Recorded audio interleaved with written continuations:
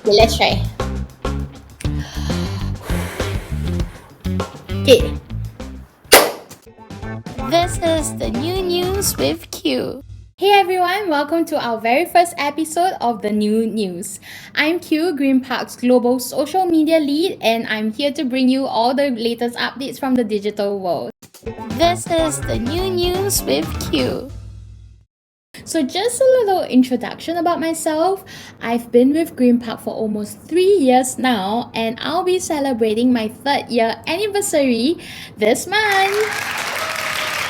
I was actually the very first social media hire here in Asia, and now I oversee a team of very talented social media experts all across the globe.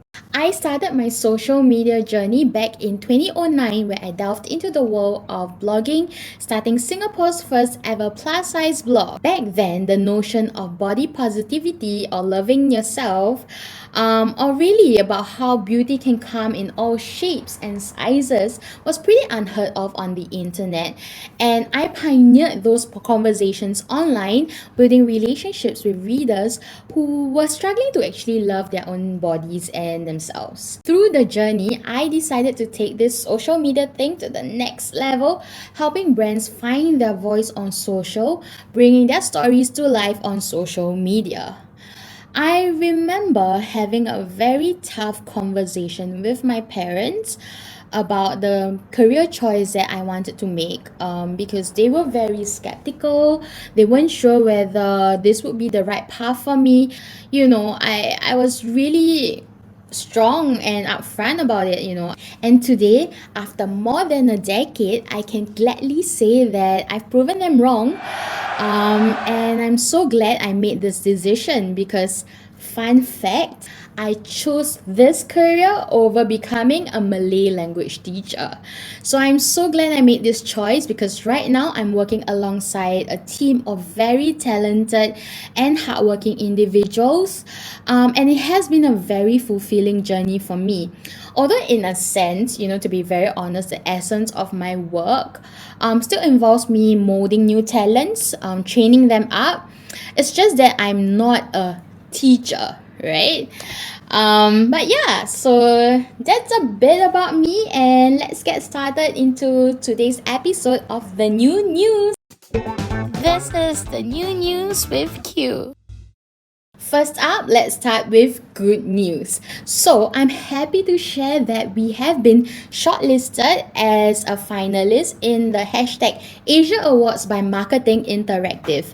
And we've been shortlisted in not one but four categories. And these categories are Best Social Amplification Campaign, Best Social Media Campaign Instagram, Best Use of Live Streaming or Virtual Event, and Best User Generated Content. And honestly, all this would not have been possible if not for Fee, who hired me 3 years ago to kickstart the social media service at Green Park. I really believe that great work can only happen when true collaborations take place. And basically, when I talk about true collaborations, there's two key things, right?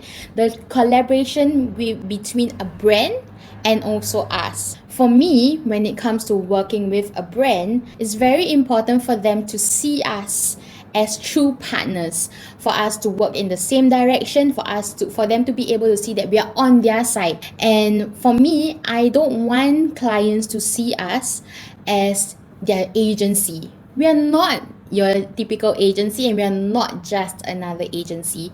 I really think that it's very important for clients to see us as an extension of their team, as social media colleagues, helping them elevate their brand and bring it to the next level.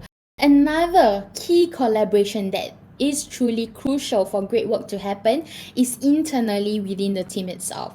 So this includes the social media team, the social outreach team, really working hand in hand to make sure that the key message for the brand is amplified throughout different channels. And there's a different way of running different things, but at the end of the day, we're all going in the same direction, we're all speaking the same language, we're all saying the same thing, to really make sure that the brand message is being amplified. right? Another key collaboration is really between the social media team and also the creative team, because without this great collaboration, um, great social content will not happen. And when it comes to great social content, it's not just about how it looks, right, visually. It's also about whether it drives performance. And without this collaboration, this wouldn't have been possible. So yeah, working as partners is really, really important. This is a first step to bigger and better things, and I can't wait to see what else we achieve this year. This is the new news with Q. On to the next topic, let's talk about the battle of our social media platforms. So, while Facebook still maintains its lead as the number one global social media platform at 2.9 billion users across the world, that doesn't mean that TikTok's growth is slowing down. So, based on the latest app rankings from Sensor Tower, TikTok is once again the most downloaded app in quarter one of 2022, beating Meta's family of apps that we all are familiar with. Looks like TikTok might just be the second leading platform by the end of the year. Don't quote me, but if it happens, it came from me. So TikTok's growth is massive, but I'm sure you'd agree with me that the For You page is super addictive. It's almost like a rabbit hole, right? You go in and you just keep scrolling and scrolling and scrolling and scrolling, right? And it's just gone beyond your dancing videos. This platform has so much content. For me, I personally like to consume a lot of travel related content, recipe related content, sometimes even leadership tips or even dating advices. And even content about productivity, because I go there for a lot of like Microsoft Excel tips, Microsoft PowerPoint tips as well. So what about you guys? So what are some of the videos you really love to watch on TikTok? Leave a comment and I'll go check them out. This is the new news with Q. So, big news! Instagram is finally bringing back a version of the chronological feed. So, there'll be three types of feeds to choose from.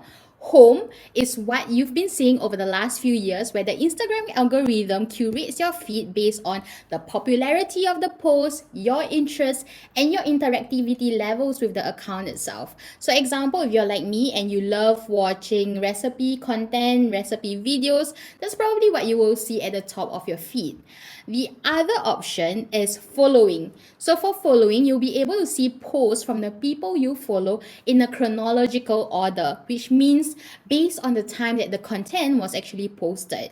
The third option is called favorite, where you'll be able to add up to 50 accounts to your favorite list and be able to see those accounts at the top of your list. So now you'll be wondering, right, how would this affect your brand performance on social media or maybe on Instagram? Basically, there will be a few different questions that you will need to ask yourself. So, number one is that will this actually affect our reach and impressions on Instagram? Will it increase our reach and impressions? Will it decrease our reach and impressions? Because right now that just means that our users are just spoiled for choice. They have three different feeds to choose from, right? At the end of the day, it's time for us to take a look into our social performance and monitor the results, because whenever there's a new updates like this, we always have to check the results whenever it gets rolled out. So here's a tip. Think about how you could possibly get your loyal followers to add your profile onto their favorites list so that they never miss out on any new updates or promotions. What's also important to note is that Instagram's feed will actually revert back to the home feed by default, because there's no way currently to customize the default setting. So yeah. All in all, Instagram seems to be giving back control to its users, giving us the options to hide like counts and sensitive content control on feed. I really wonder what else would come our way this 2022. This is the new news with Q. Now let's talk about the latest updates about the Metaverse. I mean, come on, what's the new news without talking about this? It's everyone's buzzword right now, right? So I'm pretty sure that we're all excited about what's to come. And while the metaverse will probably take another decade or so, or maybe earlier, to actually be in full swing, I'm sure as marketeers, we're all on our toes to find out what new opportunities it will unlock for our brands and also businesses. So the latest brand to actually embrace the metaverse is fast food chain Wendy's. On the 2nd of April, they launched their very first virtual space in Horizon Worlds in collaboration with Horizon Worlds creators. People with Meta Quest 2 devices are now able to access and experience the first virtual Wendy's restaurant and venture into a whole new world designed exclusively for them.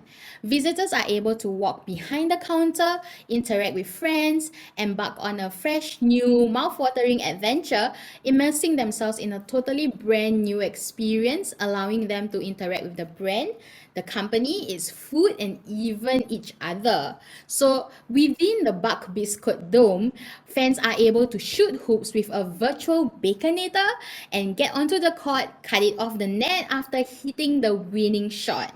They'll also be able to find hidden Easter eggs and even win free food, which I love, right? Only available in Horizon Worlds. So doesn't it sound really interesting? Because it does for me. So I can't wait to see what else we can do to elevate the brand experience for our consumers, to make it more engaging, make it more immersive, all made possible with VR. This is the new news with Q. What's new in the world of social commerce? Well, Instagram has now expanded its product tagging feature to all US users. This was previously rolled out to only content creators, but right now it's going to be rolled out to all users across the US. This was previously only rolled out to content creators, but looks like over the next few months it will be rolled out to everyone in the US.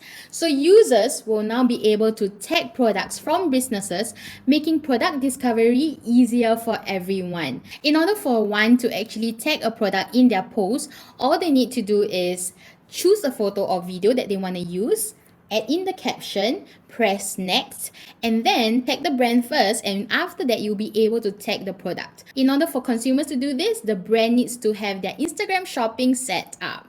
Well, it sounds really easy, and I think I can't wait for this feature to be rolled out to the rest of the world, because this means that I no longer need to DM them or post a comment asking them what product is this, how much is it, where can I buy this. It will all be easily clickable, and I can discover the products easily, right? So yeah, this is the new news with Q. So let's now talk about videos. So we all know how important this content platform is, and this 2022 we are definitely gonna see our social media platforms doubling down on this content format. So latest update, TikTok has now increased its maximum video length to 10 minutes as an opportunity for content creators across the world to unleash more creative possibilities. So if you remember, initially when the platform just launched, it actually started with 15-second videos, and then they increased it to 1 minute, and recently last July they increased to 3 minutes. So it looks like they're continuing to push our attention span boundaries, and I'm really excited to see what longer form videos our TikTok creators will eventually create with this new update. This is the new news with Q. So recently, an ad giant in the agency world has announced its new influencer engagement policy, that they will stop working with influencers who digitally edit their photos for brand campaigns. So this includes the face, the skin, and also the body. Their rationale for this is that influencer marketing is supposed to be the authentic side of marketing, and now there's just so much staged content on social media that is just really harmful for anyone looking at it. The agency's policy comes as the UK government reviews the digitally altered body image bill that requires influencers to disclose edited content. And currently this bill is being passed on in Parliament and being reviewed. Okay, wait, so hold followed up. So I'm pretty sure you have a few burning questions just like me. So the first question I have is, does it mean that, each photo needs to 100% not be edited? So turns out, right, that they will still allow edited photos, but just the contrast and also the brightness of an image. So another question I have is, how would they do this, right? How are they going to detect whether a photo is being edited or not? So they say that they will be using a tool to do this, but I'm not so convinced, because I do think that there will be some instances where you may not be able to see everything, but who knows? So their deadline to actually do this or implement this would be December. While a part of me feels like it is a step in the right direction, because I don't think people should be heavily editing their photos just for Instagram. And I'm all about embracing your true self. I'm a little conflicted because I do edit some of my photos, especially when I want to remove a certain blemish. Sometimes I even make my teeth whiter or make it look nicer just for photos. But at the end of the day, I'm not an influencer and I don't have that many people following me. The thing about following influencers is that we follow them because they're relatable, because they're real people, and it's a fresh perspective as compared to a brand speak, right? I don't think this will work as a blanket policy for all brands, because it only makes sense to me for brands who value authenticity and efficacy. So example, if you're a skincare brand and you want to drive efficacy as a key message, right? So influencers should not be editing their skin in photos just because you want to be able to show what the product can do and the good effects of the product. For makeup brands, who want to communicate how beautiful their new eye palette is, or how nice their new lipstick range is, right? The photos should not be edited to enhance the pigmentation of a product or the color of the swatch of the maybe eyeshadow. So I really think that, it really depends on the brand. For a mobile brand, right, mobile phone brand, that claims that its new USP is all about its new camera and it's supposed to be more superior than the other cameras in the market, right? The sharpness and the color of the photos should not be edited. It should be true so that we can see really how the camera capabilities are. Do you have a different point of view? Because I want to know. Please let me know via the comment section so that I can read them. This is the new news with Q. And that's a wrap for this episode of the new news. So if you've got any questions, tip-offs, or suggestions, feel free to leave them via a comment or reach out to us at forwardgpc@gmail.com. Before I go, don't forget to subscribe to this channel, like this video, and also click the notification bell button so that you get an update every time we release a new video. And please, please, please don't forget to follow us on Instagram at GPC Asia for more updates. Till then, this is Q from the New News signing out.